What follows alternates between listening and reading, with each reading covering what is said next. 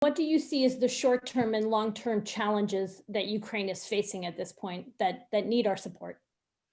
I mentioned the two big ones that I see, and one is Mr. Putin.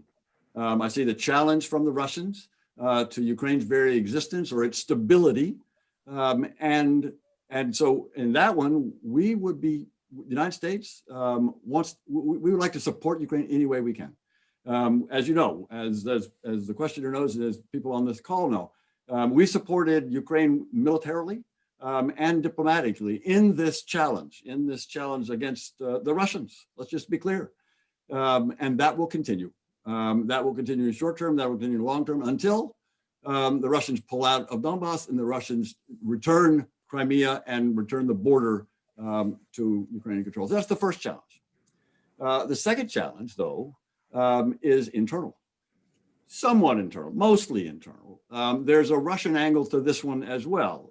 That is, there are some corrupt oligarchs, I will just be clear, some of whom are influenced by and connected to Russians who do not have Ukraine's best interest at heart, I'm convinced. There are also some oligarchs who are not connected to Russians, who also don't have the best interests of Ukraine at heart. And they are also challenging the existence of, the independence of the central bank and the challenge of that and the banking laws and the anti-corruption institutions that have been put in place, that have been challenged by some of these oligarchs. Now, let me just be clear. There are some very important people, some business people who are not corrupt and who are clearly patriots, and they're working for the benefit of Ukraine. That's clear, but there are some who are not.